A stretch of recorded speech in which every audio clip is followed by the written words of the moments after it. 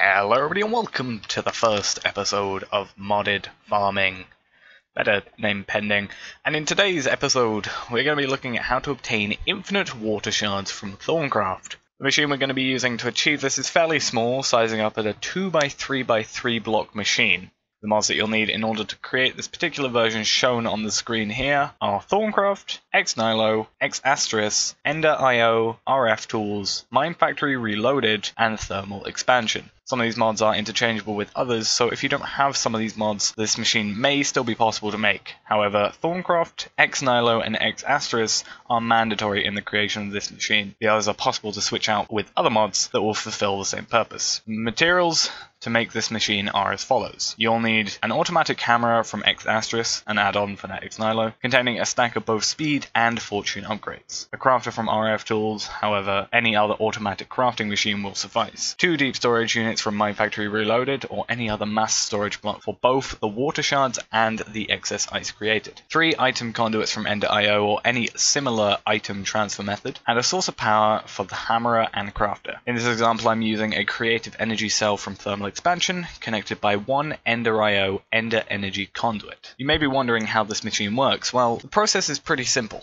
When you use an Nihilo hammer on a piece of ice, you will have a 100% chance of obtaining a water shard. You also have the potential to obtain up to 6 ice shards with a lowering chance each shard. 4 ice shards can then be converted back into a piece of ice, so we have the 64 fortune upgrades to obtain the maximum ice shards we can. The ice is then routed back into the hammerer for the entire process to start again. Okay, tutorial time. So we're going to start off with a 3x3 area, just like we have these iron blocks set up. We're then going to break the middle block here, replace it with our source of power. In this case, we are using a creative energy cell, place the crafter there and the automatic hammerer here.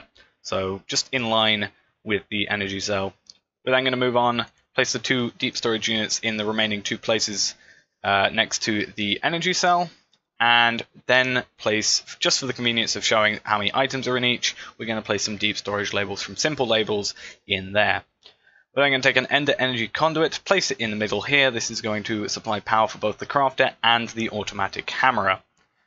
The automatic hammerers, we're going to have both the speed and the fortune upgrades in here. This is going to obviously make the whole thing possible. And then we are going to also set up the item conduit. So we're going to have the 3 here, 1, 2, 3, and then we're going to make sure that all these are set up properly. So this one is going to extract from the hammerer. We're going to set it up so that it is extracting and it will always be active. We are then also going to add 15 item conduit speed upgrades here just to speed up every single process we can in the system. We're then going to turn this one to be insert and add this filter here, which I've already configured to be water shards, so only water shards are going to go into this deep storage unit. This one is then going to be insert and have the other basic item filter with ice shards put into it to go into the crafter. I'm then going to use the Yeta wrench to get rid of this thing going into this deep storage unit so we don't get any muddling up around the place.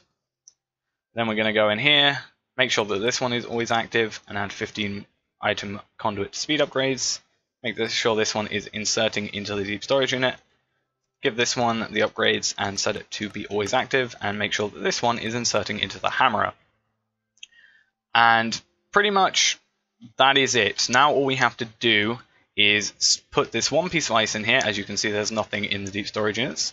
Both of these. We are going to place a piece of ice into here and see what it does. So it's going to give 1 water shard here into the deep storage unit, and going to put 6 ice shards in here.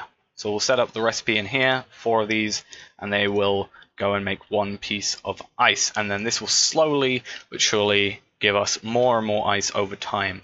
So we'll see now we've got 2 in here, for example, and now we've got 2, and by the next round we should probably have 3. There we go, 3. So every so often it's just going to be creating this excess amount of ice shards, which will then turn into more ice, which will make sure that this is self-sufficient after the 1 piece of ice. So you only need to put 1 piece of ice in here. This is going to be creating 4 to 6 ice shards per ice block, and a water shard guaranteed. So as you can see, we're already up to 31, 33 ice shards, or water shards, sorry.